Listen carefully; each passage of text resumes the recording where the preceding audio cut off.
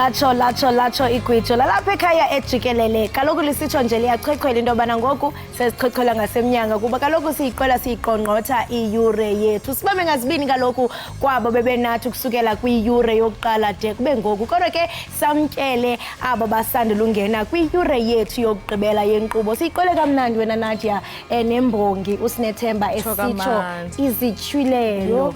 Kodwa zazityhilelo zinzulu manje. Zinzulu futhi ke ubuyajonga nemboni zakwantu zazityhila zisithi lumkani maAfrika zemka imkomo magwalantini. Siyabona ngokapha elizweni into yobana kuhle ntoni siyayibona uba ngenene yingqumbo yeminyanya. Ngoko ke maAfrika masivukeni sizivuthulule simamele kaloku ilizwe lasembo bayathetha okhokho. Ngalo mazi siyanamkela ke mbukeli sithi hlalani nathi apha ku SABC Plus. Kuninzi esiniphathele kona nakule yure singena kuyo. Njimlo ke unokanyezi kalubisi umadlongothi mazipho mamshukumo mazona ngezakhe ndihamba naye uNadia. Nadia, xa sijonga kula manqaku sibaphathele ntoni?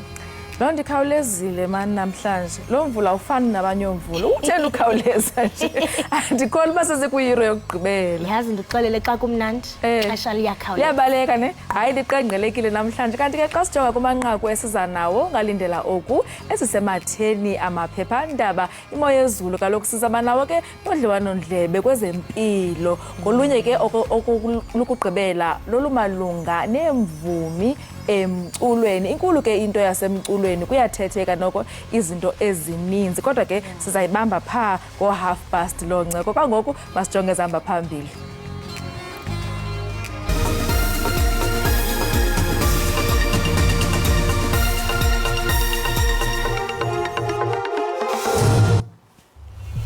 Inkokheli yombutho wamanina ye-ANC uSisisi Tolashe umemelela ukuba abantu bavotele lo mbutho kunyulo lonyaka ozayo.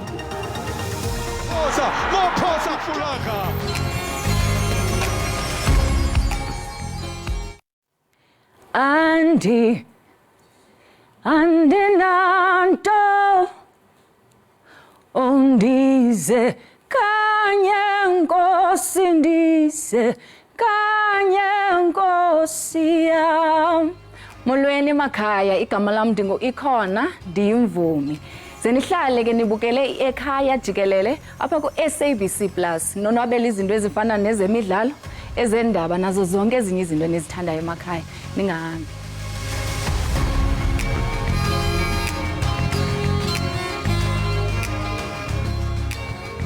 Inkokheli yombutho yamanina ye-ANC uSisisi Tolashe ixelele amalunga lombutho ukuba akhuthaze abemibeli bavotele umbutho ophetheyo ukuqinisekisa impumelelo kunyulo lwango-2024. Ebethetha kwinkomfa yamanina nalapha abathunywa bebeshukuxa imiba yombutho ezopolitiko, izisombululo nemo yemigaqo-nkqubo.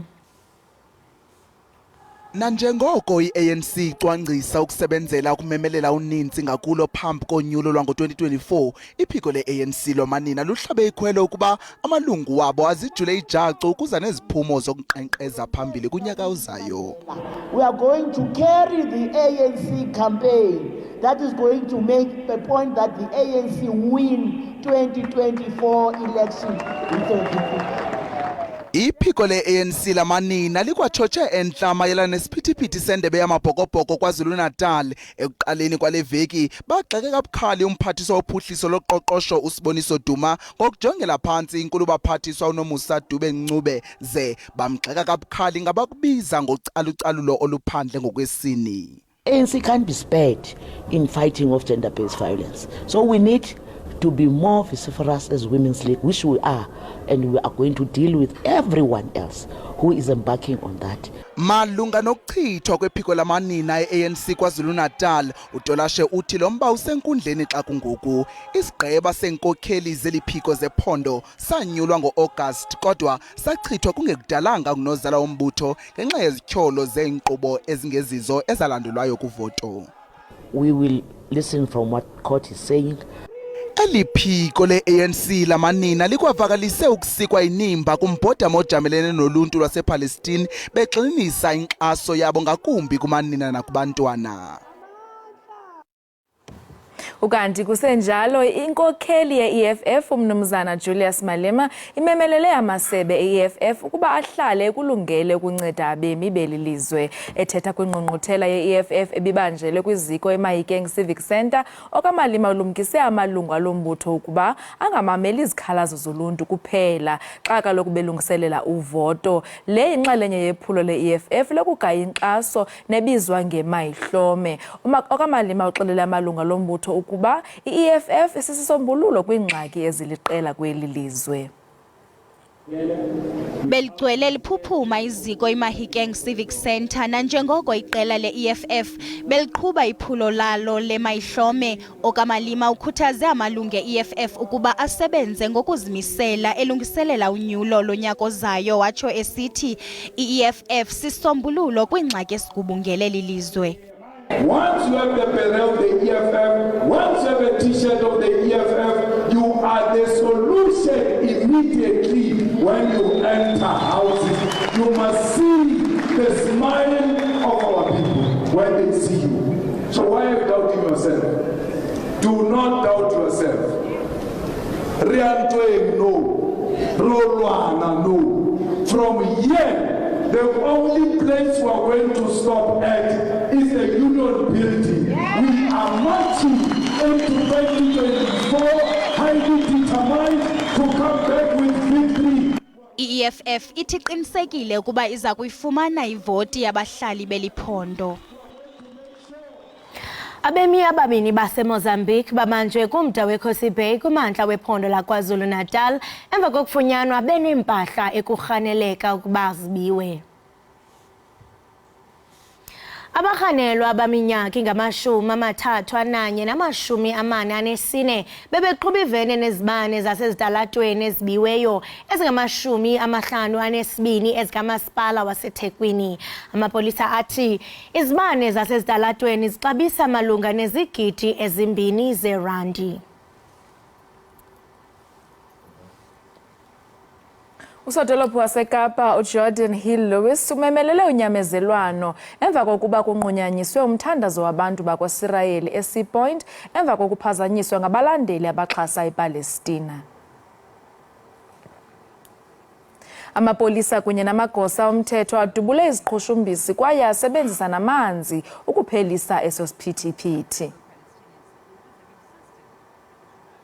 Umjikelo omtsha wengxoxo ezixhaswa zizizwe ezimanyeneyo wokunciphisa ungcoliseko lweplastiki kwihlabathi liphela uza kuqalisa eNairobi, eKenya namhlanje. Umphathiswa wezendalo Barbara Creasy uthi uMzantsi Afrika uza kube uhlaba ikhwelo kuncedo lwemali ukunceda ilizwe lijongene nongcoliseko lweplastiki.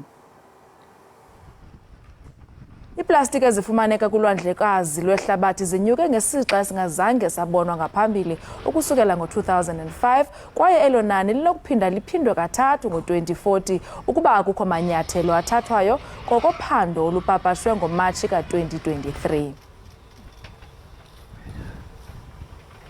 Ukanti izolo sizibonile imvula ezinkulu apha eRhawutini kodwa namhlanje asiqinisekanga uba kuza kwenzeka ntoni na.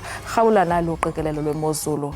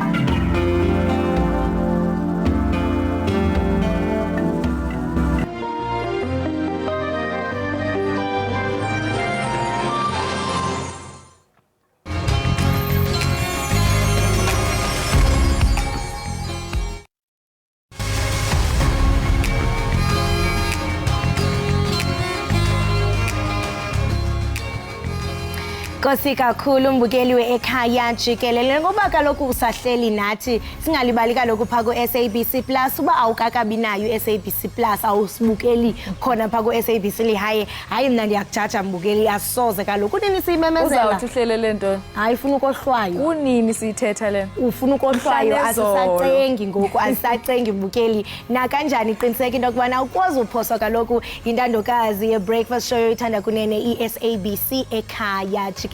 Kanti mbukeli siza kuwe rhoqo, sisiza kaloku kumajelo ethu osasazo apha e-Auckland Park. Kanti ngokumbukeli njengoko sikwamkele entengisweni, singena kaloku kumaphephandaba abo sijonga kaloku ezithe zatshotshentla kwi-news papers. Zeziphi ezibakrwabisela kuzo wena Nadia namhlanje? Namhlanje saqala sijonge i-Sunday Times, sihambe ke siye kwi-City Press, ukanti ke gqibeleni sizawuthi sijonge isolezwe. Uqala kwethu ke ngoku siqala nge-Sunday Times. Ithetha ke ngodaba olukhulu okwenzeka ku-N3. Ithi ke awusoze uphile kwinto elolo hlobo. Ndiyaqonda ke kutsho abemi bendawo. Kanti ke abaphangi bendlela baji ku-N3 bamenza abe sisihoko. Kunjalo nje abasebenzi bezitishi zamafutha ezithuthi abasajiki nonwele xa amaxhoba ophayo eze kufuna uncedo. Iyabonakala uba yinto noko embi leyenzeka phaa ku-N3. Oh ya, uhola wendlela ke apho umphathiswa wezothutho usindisiwe Chukunga kunye negqiza lakhe bathi ke baqweqwediswa gxebe baze bakhuthuzwa kula veki sele bephantsi kolawulo lwezaphuli mthetho ezazulazula ezigrogrisa abaqhubi emva kobumnyama. Kusuke kwenzeke ntoni na ku-N3? Abantu bayarojwa nangoku ezimotweni kakhulu, ingakumbi ngoku kaloku sisondele kuDisemba. Ngoko ke abantu funeke behlale njalo bevule amehlo. Sisondela kuDisemba, imoto ngoku izinga liphezulu. Abantu bayahijackwa, imoto ziyebiwa, kubi kakhulu. Qinisekisele uba umuntu ngumqhubi nje uqhuba ngononophelo, uqhuba amanye amehlo, ujonge phambili, ujonge emacaleni kuba awulazi ikrele lisemva kwakho. Izawuthi gqikweliphi nicala. And la N3 uzawuba bhizi kakhulu ngoku kuba kaloku sijonge kwindlela kuDisemba, and abantu abaninzi bazawuhamba bayotyelela kwelaa cala. Ngapha zingozi, kunintsi kodwa siyathemba into yobana le migaqo okanye ezi nkqubo ezisiwa ngurhulumente ezendlela zawuqinisekisa into yokubana zilwa nolwaphulomthetho ziwusiphula nengcambu. Uchuncembe mbukeli sijonge iphephandaba lesibini uCity Press. Kwenzeka ntoni phaa wena Nadia? Ithi i-VIPs kwinqwelomoya yomongameli zakwazi ukwenza isidlo ngexabiso eliphantse libe ngama-24,000 umntu ngamnye ngexesha lokubhabha kwabo gxebe besuka eLondon bebuyela eMzantsi Afrika kunyaka ophelileyo emva komngcwabo kakumkanikazi uElizabeth II.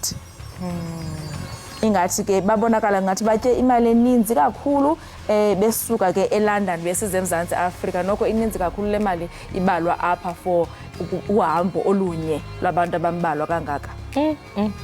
Xa siqola ke mbukeli siqongqotha sizawuqwela ngephephandaba lalo isolezwe. Njengokubona mbukeli nali iphephandaba lesolezwe kubhaliwe kusitsho into yokubana usaziwayo womsakazi obishini lwezibhamu okanye kwishishini lezibhamu isiZulu mbukelo uyawusixolela kodwa ke siyambona phana uZim Dola. Ingxabano ke phakathi ukasaziwayo wesikhululo sikanomathotholo uZim Dola walo kaloku uKhezi FM kunye nomphathiswa wamapolisa uBhekicele iya isibambi njengoko kaloku umphathiswa uCele egxeke uZim Dola owaya kunomathotholo evakalisa ungoneliseki kwakhe ngokudutyulwa kwamapolisa. Uyawuqonda ukhumbule mbukeli into yokuba kwezi veki zimbalwa zigqithileyo ikhona iclip esithe sandidlalela yona apho besimbona kaloku umphathiswa umnumzana Bhekicele egxeka kabukhali uZim Dola ngentetho wayenza phaa kuKhozi FM. Kuthe xa kusuka apho yazi ndiye ndaxhalaba kakhulu xa ndibona wena Nadia ividiyo yakhe uZim Dola naye sele ziphendulele sitsho into yobana akaphephanga ngoku caba mhlambe uku-exercise i-freedom yakhe of speech ba avakalise indlela wayexhalabe ngayo. Iyabonakala into into yokubana noko iye yaba sisigrogriso ngoba ngoku uthi ngoku sele efumana i-threats uyoyika ude waba kanti ukhupha ivideo esisho into yobana uba ngaba mna ndiyadutyulwa nize niqonde uba kukwela cala lingapha kuba ke kukho nezityholo zokuba mhlambe kunemipu anayo. Utshilo ke kulaa video uZimdole sithi mna andinakwamipu. So into ebuhlungu kakhulu le eqale njengokuba uZimdola avakalise imvakalelo zakhe zazibuhlungu ezitsho kunomathotholo yafikelelwa kumphathiswa uBheka Icala wayigxeka kakhulu njengokuba seyifikelela kwelinqanaba. Nam bendikhe ndayibona phaa kumakhasi onxibelelwano ethetha uba nefemeli yakhe ngoku ingathi yabandakanywa kule nto abagrogrisi yena kuphela nobhuti wakhe naye selefakwa kule nto. Hey nosisi wakhe kananjalo bendithe apha ekuseni xa ndithi ndityhila phaa kumakhasi onxibelelwano nosisi wakhe kananjalo uwenza ivideo esitsho into yobana hayini bethuna kugqumela amarhanca kutheni na ekhaya saba nezigrogriso ezinjena kubuhlungu kakhulu. Ukanti ke ngoku uZimdola uza kuvela enkundleni malunga nemipu emibini kunye nenjini yemoto eyebiwe ukutyholwa ukuba ifunyenwe kwindlu yakhe.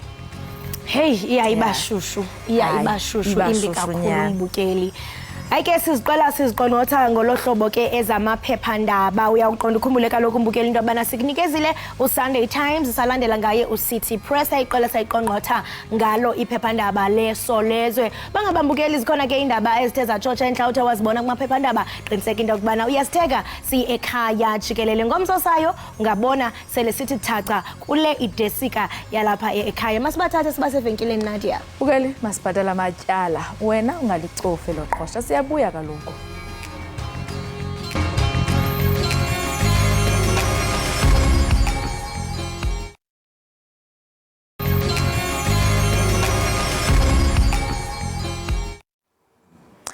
Enkosi ngokuhlala nathi usabukele Ekhaya Jikelele. Kanti ke ngoku singena kwisiqendu sethu sezempilo. NgoNovemba kuphawulwa inyanga yokwazisa ngempilo yamadoda yaye isebenza njengesikhumbuzo sokuqhuba incoko eyongezelekileyo ekwandiseni kokwandeni kokuxhaphaka komhlaza wamadoda. Inyanga yokuqaphela ngomhlaza weprostate iqatshelwa kwihlabathi jikelele minyaka le ngoNovemba. Kulo nyanga ke inyanga yokwazisa ngomhlaza prostate ibhiyozelwa phantsi komxholo othi know your risks. Lo mxholo ugxininisa ukubaluleka kokuhlolwa rhoqo ukwabelana ke ngolwazi malunga nezinto ezinobungozi kunye neempawu kunye nokubonelela ngenkxaso kwabo bachaphazelekileyo kumhlaza wesifo seprostate. Ukuthetha banzi ke kule ncoko sinaye uGqirha Brighton Mashaba apha enkqubeni.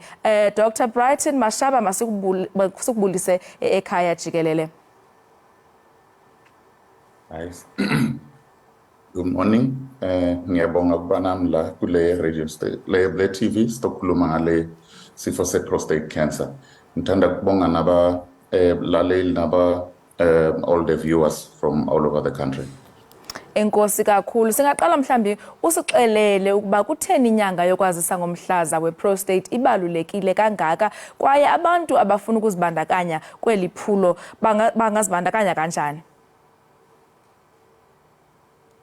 Okay, yokuqala ngathanda ukuqala ngokudiscussa ukuthi yini le prostate cancer and nakuthi yini le prostate before singaya kulamanye ama questions. So prostate is a gland lesithola lapha kumadoda, and le prostate gland it's just one of the glands that's responsible for sexual function. So as we grow older, nayo iyakhula and iyathola itifo tokufana ne prostate cancer, fana na benign prostatic hyperplasia lapho khona uthola ukuthi umuntu wendoda angasakwazi ukuchama kahle, and then lastly iyakwazi nayo ukuthola infection which we call prostatitis. So it's very important ukuthi amadoda atinakekele, as you set up an awareness month ukuthi ngikhulume ngayo le prostate cancer. Sifuna ukuthi amadoda ayazi ukuthi le prostate cancer it's something that is very deadly and we must take it very serious. So as akumelanga ukuthi silinde up until ifika la ukuthi itosibulala nje, we must always prevent before it happens, because prevention is better than cure itself. Ungathi mhlambi ibangelwa yintoni iprostate cancer? Zeziphi izinto mhlambi umuntu anothi aziqaphele ukuze mhlambi azikhusele ba angayifumani? I think your audio is a bit difficult to hear. Can you just speak a bit louder? Okay, ungathi mhlambi yintoni ebangela i-prostate cancer emadodeni okanye mhlambi yeyiphi enye into umuntu angathi ayiqaphele ukuze azivikele okanye azikhusele kwi-cancer? Okay, so i-prostate cancer yona itself iyahambisana lapha emndeni. So if your father ke unayo le prostate cancer, ama-chances yokuthi umntana wabo abe nayo, they are very high, and iyo le the main biggest cause of this prostate cancer. In short, ngathi it's hereditary or genetic. But there are other things that are responsible for that, which are just very less nje. It's about the lifestyle, izinto zokufana ne-obesity. We have established ukuthi nje ya increase i-risk yokuthi uthola prostate cancer. But amongst other things, it's easy for some daughter. You need to be above 40. Of course, we have seen it kumadoda who are less than 40 years, but it's more prevalent on lamadoda who are above 40. And then as well, we have seen that abantu bemnyama, they tend to get more prostate cancer than abelungu. And this is the study that we can't even seem to explain why it's happening kanjalo. Ungathi ke doc zeziphi impawu zokuqala umuntu anothi azijonge ukuze azokhawuleza ahambe aye esibhedlela okanye aye kugqirha ayophonononga? Nadia, i-sound yakho is quite very bad, yes, my dear. Do you mind checking it? Uyandiva ngoku? I-sound yakho, angikuva. The first few seconds. Okay, bendibuza impawu zeziphi impawu zokuqala, the first signs umuntu anothi azijonge aqonde uba mandikhawuleze ndiye kwagqirha? Oh, okay. One of the first few signs prostate cancer, nale BPH inkhulume ngayo, nale prostatitis that happens ku amadoda, is that umuntu madoda struggle ukukhama. Number one, umkhama usaphuma like before when they were still young. Number two, ubona ngathi ebusuku uvuka kakhulu lo muntu kwathi ayochama.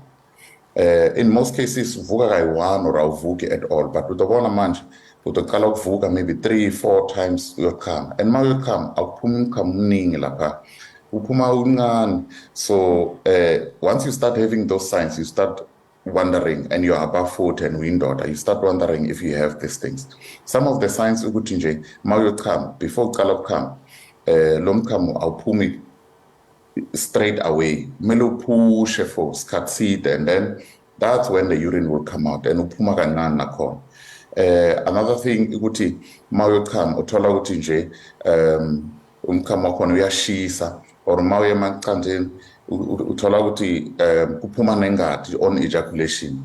So all those things are some of the signs that you can look out for, especially if you are in that age range.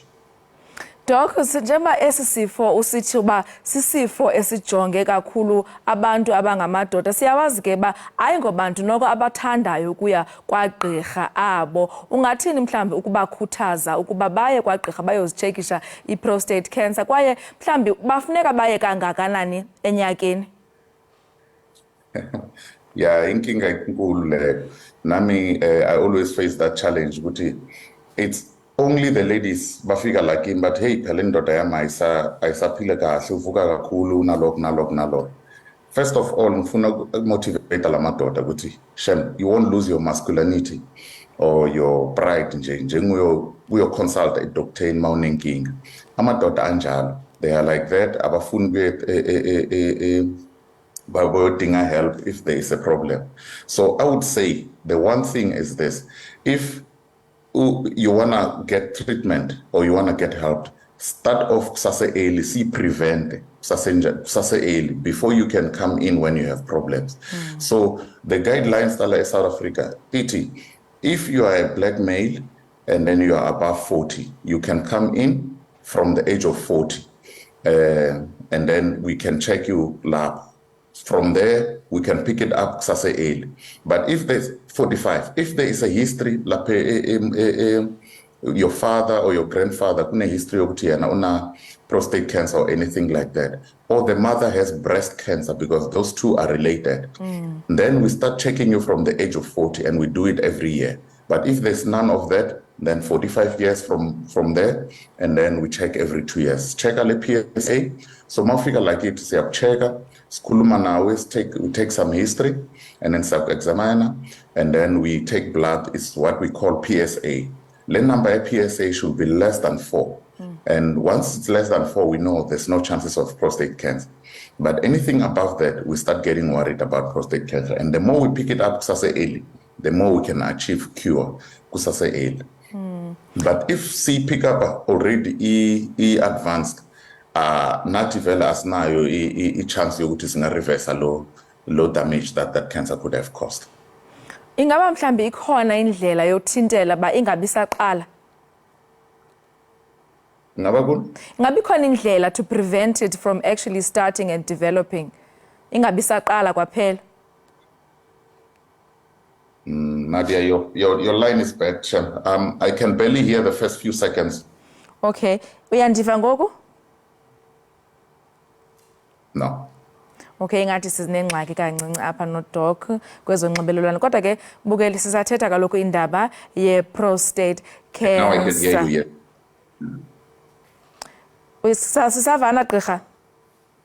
Yeah, manje ngiyakuva. Okay, bendibuza mhlambi ikhona indlela umuntu athi azithintele ba ingade ifikelele kuba ibe yi-cancer? Yes, and amadoda azoyithanda le ndaba. Kune-study that was published lately, but indoda imele ejaculate more than 21 times in a month to prevent the occurrence of prostate cancer. That is the one lifestyle advice I would give everyone this morning. Ejaculate at least 21 times. So our fathers, they need to know that to allow that man to ejaculate that much time, it's actually reducing the risks of prostate cancer. But otherwise, many things we can't prevent because, like I said in the beginning, our genetics, it's usually we tolerate them from the father, grandfather, and all those type of things. But that little bit, yes, will help. Ungathi zeziphi ezinye indlela zonyango ezo ke ezilungiselelwe abo basebezifumene benesifo somhlaza? I think we have a problem, yes, Nadia. I can barely hear you. Okay. Bendibuza ngendlela ezilungiselelwe abo bathe bazifumanisa bana okay sesikhona ke isifo banyangwa njani zeziphi indlela ezilungiselelwe bona? Oh, okay. So treatment of prostate cancer is very easy, especially if she pick up kusase-early. Si classify ngeti ama-risk A3. Kuna low risk, kuna intermediate, kuna high risk. So low risk, ama-chance yokuthi spread are very, very, very, very, very low. And as it goes up to intermediate and high risk, ama-chance yokuthi spread are very high as well, and it goes up with the ladder. So if it's a single, there are different options where we can achieve cure. And I'll just mention the treatment options. Number one, sakwazi we operate as Jikelele prostate. And masi operate as Jikelele prostate, we take away the cancer. Or kune radiation, singayishisela le cancer, isasekhona lapha prostate. Sishisela le prostate, there are two types lapho, kune brachytherapy, and then kuna external beam radiation, is the type of radiation lesnayo. Lastly, on those few things, kune medication, which is different pills that singawunika on. And what it does is that it shrinks the cancer and kills the cancer elapha emzimbeni. Or sikunika the injection. If it's worse, then singafika la sikunika khona chemotherapy. So treatment ikhona, and even if it's on the highest stage, sakwazi kuyibuyisela to the lower stage, sikwazi kuyicontrola lapho. Mara if it's from the low stage, that's where we can cure completely. But from the high stage, yes, we can bring it down and then we just manage to control it. And that means kuti le patient smele observe throughout every 6 months and all and that, so that we can check if it's not coming back again. So even kuba inyangiwe akhona mhlamba amathuba koba kaloku xa kuthethwa ngecancer okanye isifo somhlaza kuye kuthiwe hayi ihambile yanyangeka phinde ibonwe ibuya kwiminyaka elandelayo. Ingaba nakwi-prostate kuba njalo? Yebo, kakhulu futhi. So like bengichaza ukuthi If it depends what is Itola at what stage. If Itola at the lowest stage, like if we operate skip a prostate, then we have cured that patient. The chances of recurrence are very, very low, almost to none. But if Itola already says spread deal, suppose we treat her and then we manage it, and then later because the burden was just too much. So it takes the same principles and the same path like any other cancer in the body. But the good thing about the prostate cancer, we treat a even if it's at a higher stage. Number two, the prostate cancer grows very slow. So even if it's at a higher stage, we can still control it and manage to get a few years out of your lifespan still with the prostate cancer, because it's a slow growing cancer we can get. Iyavakala gqirha, okanye mhlambi kumbuzo wokugqibela ndingathi ndikubuza uba ngowuphi umonakalo oye udaleke emzimbeni after iseyisusiwe i-cancer? Ikhona mhlambi into esheka ingasebenzi kakuhle? Yebo, kakhulu. Ngikhuluma nge-treatment yonke. Mangikhuluma nge-treatment yonke, kusho ukuthi every little treatment that you take inama side effects here. But the most important things is two things that I want to stress ngala. If we treat a cancer, number one, erection yale ndoda ito affecteka kakhulu because of the treatment. Number two, ukubamba umchamo. It's something that also gets affected with the treatment. So yes, we can treat the cancer and get rid of cancer. The erection goes away and amongst other things, you have to visit the hospital all the time, the costs that are related to that, the other side effects of the treatment, loss of appetite, diarrhea, sometimes constipation, kumbela. Those are some of the side effects that we encounter, but the most important one is the erection na kubamba umchamo, gas. But with time, it usually gets better. Sometimes it never comes back. Doc, mandibulele kakhulu ngexesha lakho. Ndiyathemba ke ba obhuti bakuvile kwaye bazalisabela ukhwelo bahambe bayokuhlola i-prostate cancer. Ube nosuku oluhle. Ngiyabonga nami ngibonga balaleli naba all the viewers. If bafuna ungithola batongithola Nelspruit Mediclinic, our number is 013-754-0456. 013-754-0456. Nelspruit Mediclinic. Ngiyabonga. Enkosi kakhulu. Lowo ke mbukeli ibingugqirha Brighton Mashava, sithetha naye kaloku ngenyanga yokuhlola i-prostate cancer emadodeni. Kodwa kwangoku masithi qhwi evenkileni, wena ungalicofi elo qhosha.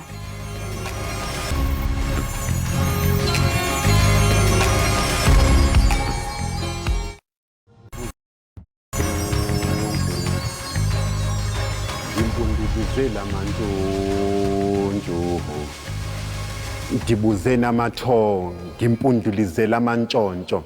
Ndiyintwaso kwisiziba sikamantsholo, umosjwarha sikanothonto. Ndimimvuma kufu umhlambe esono qhumisana impepho, zelibenana uxolo. Ndingumzukulwane etola likazothana ukhokha ubhomela. Uyawucinga ndiyabonga kanti nje umoya wakhe sombela ukhothama kwami. Ibhokisi ikhathwe ngusomagwazi usapho likhokhela, khawundibuza ithongo. Ndakubuza Jikelele entlombeni amagqirha ekhensa gqebe. Umbono bomthembu owavela omama bebhensa, ithongo linikhombe emonti ikhuba lo. Liklamlamba batshona ugceleka, mamelani lembongi yathetha, intaba yahleba, uGreno Somerset bawufumane ngompulo omhlaba. Thina sibanjwe ngempepha, le system noba iphethwe ngumuntu ontsundu kodwa yamabhulu iyakhetha ixabisa iminyepha ngubani uqamata. Inkolo khokha inathi ixabise nje inkomo kuba liyeza. Ndibhala igwatya amagwala athi nje moya katyala emancazana. Ndizingcebiso zenkosi uMaqombe ebonisa ukumka nintsi yaphazama the ink in this pen. Ligazi likazike laphaleni nginatyala amarharhabe akafumana ncedi zama umangala. Ndibuze namathongo, impundulizela amantshontsho, sibona ngenza la kaRharhabe ihlabana wayetshila ubhuti abantu yomelela indoda emnyama sinqina ngebali likaXhoxho zangamosele enhloko mdubuleni mchana amaguga kuhle.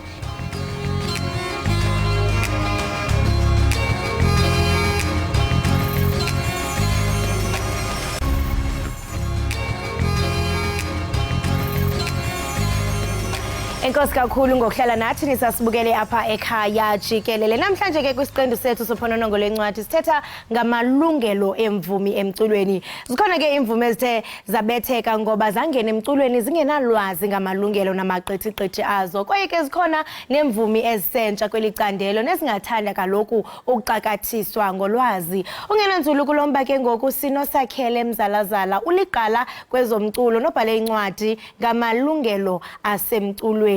Mzalazala masikubulise sikwamkele enkqubeni. Ndiyazibulisela manam sisi, inkosi kakhulu, ndiyavuya noba lapha ekhaya. Kuvuya thina. Thathe usiba nephepha wabhala incwadi apho bufuna uxhobisa khona imvumi eziphakathi emculweni nezithi zinomnqweno ungena. Ungathi nje qabaqaba impembelelo uba ubhalele incwadi yayisuka phi?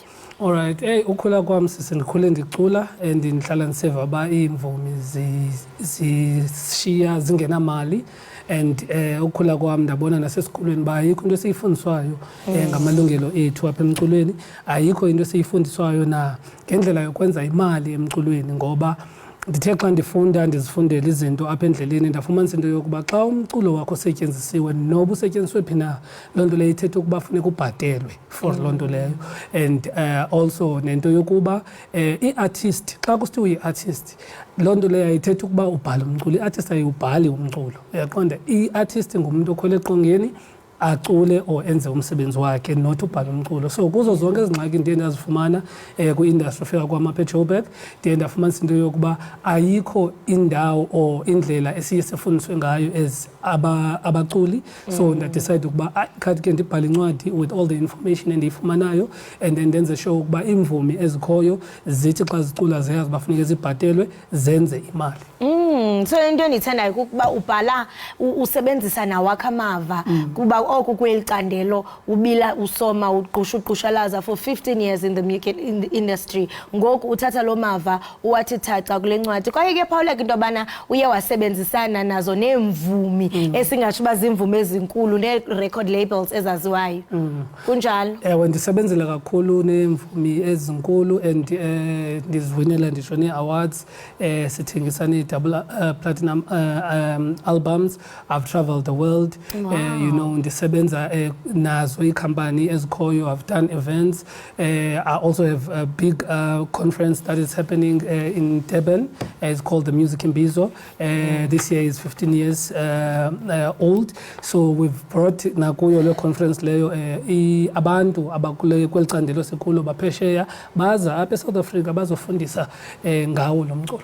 Wow, amazing. And I mean xa sijonga injongo zale ncwadi kukuba ufundise imvumi ngokukhupha umculo esingathi into yobana ngumculo ozimeleyo. Ingaba mhlambe imvumi ezawukhupha umculo ozimeleyo loo nto leyo imnceda entwenini, kuba njengoba utshilo iqala into yobana siye sabona imvumi ezininzi zikhala kumakhasi onxibelelwano ubonisa into yobana mhlambe belungekho ulwazi. Umntu mhlambe kuthiwe hey unelizwe limnandi tshona eqongeni zasikusayine, angajongi mhlambe into yobana zonke izinto ozanibeka phi. Xa uthetha ngomculo ozimeleyo khawunabisela umbukeli. Alright, into ebuhlungu ke kuyo yonke into esiyenzayo kwi-industry yethu kukho le nto yakudala yokuba i-artist funeka isayiniwe. So i-artist ezininzi ziye zinga-understand ukuba nazo zingakwazi uzenzela ngokwazo, ngoba xa uqale wazingenela istudio warekhoda, loo nto ithetha ukuba uyawuowna umsebenzi wakho lowo uwenzileyo. So we call that i-master rights. So they are owned by the person obhateleyo when you are recording. And then xa uthathe ipen wabhala ingoma ngokwakho, leyo into ithetha ukuba laa ngoma leyana i-ownwa nguwe because nguwe umntu oyibhalileyo loo ngoma leyo. So iqala apho le nto leyo into yokuba u-understand ukuba i-ownership yile yokuba u-owna umculo wakho ngoba uzibhalele, yile yokuba u-owna umculo wakho ngokuba uzirekhodile wena ngokwakho. And then ukuya phambili ke kuye kube lula because xa ufuna i-radio stations or ufuna udlala before ungene khona funeka ufumane into ekuthiwa zii-ISRC codes, zonke zonto zi-explainiwe apha encwadini. Kunalapho uyakhona ufumane ii-codes ozawuthi uzinike kwi-radio station le izawuthi idlala umculo wakho.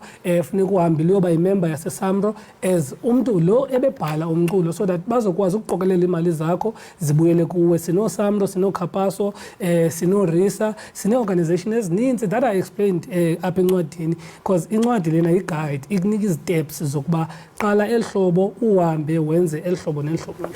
And speaking of guides, and ndiyayithanda nalento othe wayenza xa uqala umuntu eqala ukhila incwadi into yobana uyazidefine zonke izinto ezibalulekileyo from composer to producer njalo njalo, and kunento apho ichaphazela kakhulu engathi into yobana ichaphazela kakhulu i-artist umba we-copyrights. Uve siyaqonda into yobana kwixesha lakudala we can say amaxesha noko ngoku seliyatshintshile ngoku because now we are on digital. Ababekhala kakhulu ngomba we-piracy nani, but ngoku siyabona into yobana i-copyright ngomnye umba otshisa ibunzi artist ezikhalela yona. How do you address this kule ncwadi yakho? Alright, into ebalulekileyo about copyright into yokuba okokuqala funeka uyazi ukuba into oyibhalileyo or into oyiculayo is not copyrighted. If uzawuvela uyicule nje ingarekhodwanga or ingabhalwanga, it's not copyrighted. But once uyicule or uyirekhode actually or uyibhale phansi, automatically it is copyrighted. But when I say it's copyrighted, it means ukuthi you need to have a way of proving ukuba lo msebenzi lo ngowakho. Zininzi indlela zoprova. Ndike ndithi kwabanye ke xa ndibenzela lula ngoba sibuye ezindaweni ezingafani, abanye basemakhaya. So ndiye ndithi kubo xa ugqiba ubhala ingoma zakho kwelo phepha elo, baleka uye police station uthi mabakucertifyele elo phepha ulenzileyo. Police station ke kuzabakho istampu phayana esine-dates nantoni na, and then uyakwazi ulithatha ela phepha eliya uliposele kwalapha kuwe so that uzawugcina la envelope ivalekile, i-sealed as a proof yokuba la mculo wawubhalwe nguwe. Noba ke into othe wayirekhoda kubakho into ekuthiwa zii-files zestudio kwikhompyutha leyo uyisebenzisayo, make sure ukuba you keep those so that you can have that as a proof whenever kusithiwa ingoma yakho ibiwe, because kubi phandle apha ziyabiwa ingoma zabantu. Ziyabiwa ingoma zabantu, ziyabiwa. Zethu sengxaki. Ye and kuphinde futhi kube nomba futhi we-royalties. Ufumanisa into yobana mhlambe omnye akasekho emhlabeni, insana ziyalamba because mhlambe this information ibingekho. And ndiyarhalela xa siyiqola siyiqongqotha because bendingathanda into yobana sihlabele mgama kodwa ixesha nje lutshaba luyasichana kakhulu. Ingaba unethemba lokuba incwadi iza kuba nagalelo elinjani mhlambe ekufundiseni nasekufundiseni imvumi zethu, sibone into yobana mhlambe when it comes to decision making processes benza ngokwahlukileyo njengabantu mhlamba baxhobisekileyo? Ndingatsho ukuba le ncwadi so far seyincede abantu abaninzi. Ndibhizi ngondibhala enye because ngoku ndiye ndafumanisa into yokuba kukho abanye abafuna ukwazi uba yintoni profile, omnye ufuna ukwazi uba yintoni press release. But so far with the workshops esizenzileyo safikelela emakhaya, it has brought a lot of change. Ii-artists zethu siyazibona ziyapeya. Wow, ziyapeya. Hayi nami ngazoba ndi-artist ndipeya, but ndiyayithanda kakhulu nalento yobana uthi nifikelela nasemakhaya because nyani ngumba lona onzima kakhulu besingathanda into yobana besinexesha siwunabele kwaye sithathe mhlambe nemibuzo esuka kwi-artist engaba mhlambe ibinawo, because ngiqinisekile nabo bebukele nje bayazibuza into yobana hey inoba into ethile nento ethile ihamba njani. Kodwa ke saphinde sikubize ngenye imini masibambe ngazibini mzalanzala. Uthe nguNdlovu nakho udade wena uMandlovu. Ekhaya Jikelele iyadibanisa. Kunjalo. Kuhle mntase. Thina ndiyavuya. Siziqongqotha ngolo hlobo ke indaba zanamhlanje. Masibambe ngazibini kuni babukeli bethu abahle abaqhafuqhafu be-Ekhaya Jikelele. Beninathi kaloku ukusukela siyiqala iyure siyayisonga ngoku nisenathi sibamba ngazo zozibini ngenkxaso yenu engagunqiyo sikhona kwakhona ngomso nathi sikhona iveki yonke. Nditshilo ndathi namhlanje iqengqeleke yaqengqeleka ibhasi. Hayi mntakabawo andikholwa uba sesiyivala kodwa ke mbukeli siyanithanda. Ngomso sabe siphinde sikhona nisijoyine kaloku bethuna. Siyanithanda. Bye.